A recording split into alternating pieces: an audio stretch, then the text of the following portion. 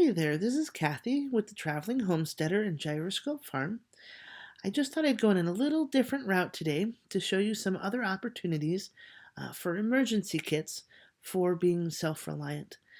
So in today's YouTube channel, we're going to be actually looking at a PowerPoint here. So really, that's me up in the upper right-hand corner, and we're going to be talking emergency kits in a little bit more depth. Last time we spoke about this, we were able to see one specific type of kit that we may use as an everyday item with bandages, and then I used one for a little bit bigger one that I was planning for my RV. But in today's presentation, we're going to be talking a little bit more about some other options that we can use with our emergency kits and kind of different types of emergency kits. So with that in mind, when we go through this presentation today, we're going to have a little bit of an introduction, and we're going to talk a little bit more about what are emergency kits, because there are some different kinds. And then we're going to talk about why should we have them, and then we're going to have some information for you so you can learn how to build your own kit. And then there will be at the end some resources that you can look at to help make sure that you get all the things that you need to build your own kit and maybe add a little bit more. So with that in mind, as we got talking before, what is an emergency? And why should you be prepared for one? And what are different emergency kits that you might look into to have? And how would you build your own kit? Now, where we're going today is some suggestions that are given by government agencies like FEMA and the Red Cross, but we can also kind of look into some other options on how to build your own kit based on what you might see in your own neck of the woods. So, what is an emergency? Now, according to Merriam-Webster, an emergency is an unforeseen combination of circumstances or the resulting state that calls for immediate action. Or it could be an urgent need for assistance or relief. Now, when you think of an emergency, what was an actual emergency that you've lived through? I know for me, growing up in Connecticut, we ended up having our own hurricane in the 80s, and that was kind of a different emergency for me because I hadn't experienced one before. But coming to the West Coast, we've experienced some other emergencies that were a little bit different. Since where I live in Oregon has a bit milder winters than where I lived in Connecticut, we don't have as much snow, and so it's actually kind of a bit easier on the system. But then if we look at some other ideas of some items that might be considered an emergency are natural disasters, like I mentioned. We can also think of medical issues as an emergency. If somebody had broken an arm or had gotten cancer. But then we can also lose power or lose our income. And with the pandemic, a lot of people have lost their main sources of income. So that could be considered an emergency as well.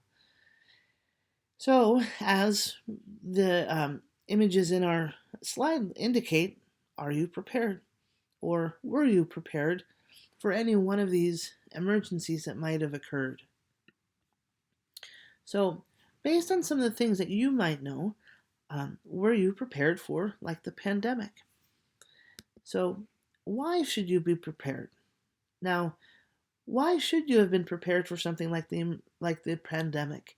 That's something that's been on a lot of people's minds lately, and I don't know, to be honest, how many people were truly prepared to spend long periods of time at home with their family or without jobs. So when we think about that, an emergency can happen at any time to anyone. This pandemic didn't happen to just the lower income people. It didn't happen just to the higher income people. It didn't happen to just people in South America or in Africa. It happened to everyone. It happened to people of all races, of all countries. And in this case, something that should be considered It says 41% of Americans say that they're not prepared for a natural disaster. So if we had some other things happen in our lives, like the forest fires that the West Coast experienced last year, or if there were any hurricanes that happened, like that regularly happen on the East Coast, um, would you be prepared to go through any one of those disasters? And, and by preparing ourselves with a basic first aid kit, or even a little bit more in depth first aid kit or emergency kits, we can become more prepared so that we can get through some of these emergencies that happen. So, as we look at some of these images, depending on where you live in the United States or even around the world, you've probably experienced at least one of these items, um, whether it's flooding or tsunamis or tornadoes or fires or even hurricanes. Um, Natural disasters come in a variety of forms, but what other emergencies can happen? I know where I live in Oregon, there's a lot of different things that have happened in the natural disaster way, um, but a lot of my friends too have been affected by other types of emergencies. So, when we think of these other emergencies, we could consider personal health, even animal related emergencies, or financial, or even community emergencies that can affect a wider group of people. So when we think of personal health, somebody in our family could have gotten cancer, or, like I said before, broken a leg or an arm. Um, but if anyone has any animals, oftentimes our animals are our family. And there are people who I've known that have had really large animal bills. A friend of mine ended up having a $5,000 bill for her cat, and she paid it. She really loved that cat and wanted to make sure that the cat was healthy and safe, and that really ended up putting a financial burden on her. So that ended up leading to the second type of or the third emergency in our list, financial. Um, and the financial burdens of having an emergency is can actually do a lot of damage beyond just personal. It can help affect relationships in different ways. So when we look at these different images here, there are different ways that we can actually become more prepared for each of these different areas. Um, in the case of the infographic on the right, are you prepared? You can see here that there's a whole host of things that you can have in a kit, including water, tools. Um, we can even have some food, a flashlight. So these, a lot of the things in a basic kit for emergencies are simple, and yet we sometimes forget what they might be.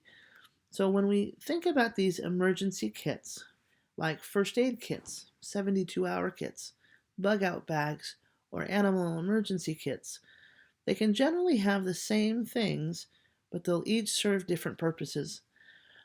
For example, first aid kits are meant for the home, car, camper, or wherever you might have a minor issue, even in the office. A minor issue being a cut or even a slight burn. Um, and this is what I call a kit that would be a good go-to for small emergencies. You wouldn't be helping a broken arm with a first aid kit. You probably would have something a little bit more extensive for that. So in this first part, for a first aid kit, the American Red Cross was good to put this list together of kind of the anatomy of a first aid kit. And this is a good list of things that we could have in any sort of packaging that we might have. Um, in this case, first off, it says keep a first aid kit in your home or in your car. Carry the first aid kit with you to know where you can find one. So if you have one at home, say in your front closet or under your bed or even in your bathroom, you have it in your bathroom cupboard. If you know where it is, it's good to have it when you need it quickly. Um, First aid kits can come in many shapes and sizes, and you can purchase one from the Red Cross stores online, um, or you can even purchase one from the store. I happen to be in an area where I belong to a Grange that has uh, decided to do grab and go bags or a first aid kit that people can purchase as a basic kit. So if you'd like to look to the Long Tom Grange in Junction City, Oregon, they are selling first aid kits now for $38 as a starter kit, and you can add to that. And it has many of the things that are in this list. Um, it's like absorbent compresses, adhesive band-aids, a cloth tape. Um, One thing that is in this list that some people may not realize are the blanket. They're called space blankets, and they're usually an aluminum type blanket that are really rather small, but when unfolded, ended up being really warm and good for an emergency. So we can also include a first aid instruction booklet that will help you identify basic things that you can help accommodate with this list or things that you might want to add. So this is a good list of things that you might want to add to your first aid kit. Now we have 72-hour kits. Now, 72-hour kits are a little bit different than first aid kits because, like the name implies, it's for a longer term, usually 72 hours or 3 days. In this case, 72-hour kits would be good to include food and supplies for each person and or pet in the house to survive for 72 hours or 3 days. In this case, it says in some cases that means staying put in your home. In other cases, it means needing to leave your home. So a 72-hour kit should be prepared with the idea that either A, you'll be leaving your home because maybe there's flooding and you need to pick up and go quickly, or if there's a case of, say, the pandemic where you need to stay in your home, you need to be able to know the difference between what you need to take and not. So FEMA has put out this nice infographic, and you can actually find this on their site as well at ready.gov about things that you can have in your 72-hour kit. In the 72-hour kit, you're going to expand it a little bit more from your first aid kit to include things like prescription medications and glasses. You may need infant formula. You may need things for a child, like infant formula, or you may even need pet food and water for your animals that you might take with you. I find a lot of times on the news that when there's a natural disaster like flooding or hurricanes, pets are often left behind. And so we want to make sure that with our 72-hour kits that we can accommodate our pets. So that may include a separate kit for them as well as ourselves.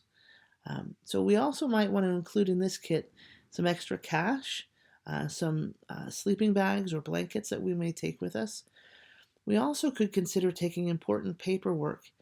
So if you have copied information of taxes, IDs, maybe like licenses or birth certificates. In some cases, some people even bring tax information so that they have physical copies of taxes and or bank information. But then there's also things to take for entertainment, like reading books, papers and pencils, coloring books, that sort of thing. So with 72-hour kits, it's a little bit more in depth and keeping in mind even changes of clothes. Next, we have bug-out bags. Now, bug-out bags are different yet in that they are things that you will be adding things in this kit that are more for longer term, maybe an indefinite period of time. I usually think of bug-out bags as like camping, if you're going to go camping. So these will serve for a longer term than 72 hours, maybe a week to 2 weeks. This is also meant to be lightweight, but have basic needs like tents and clothes and even a cooking source. In this case, this can also be easily stored in an accessible place like a front closet or in the trunk of your car. And in this case, too, each family member should have one of their own. So you probably wouldn't share one with a child or with a partner you might have, a spouse. Um, this would be that each person in the household would have their own.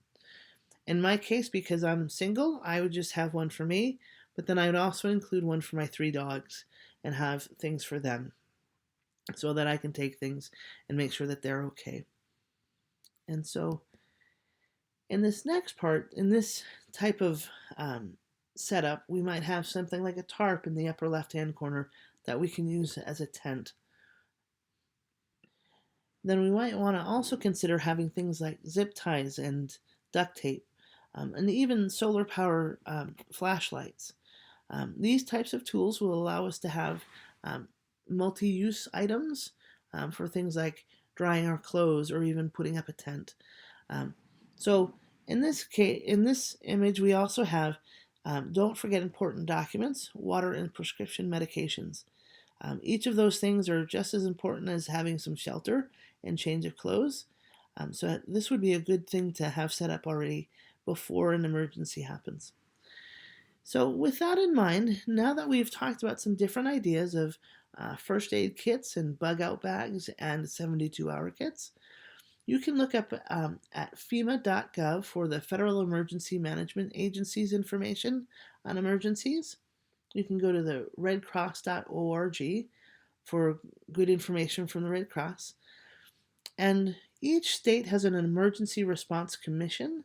And so below we have some information on how you can find some information from your state. And there are probably other in similar agencies for each country. So like something might in America might be suitable, but maybe in Thailand it's not.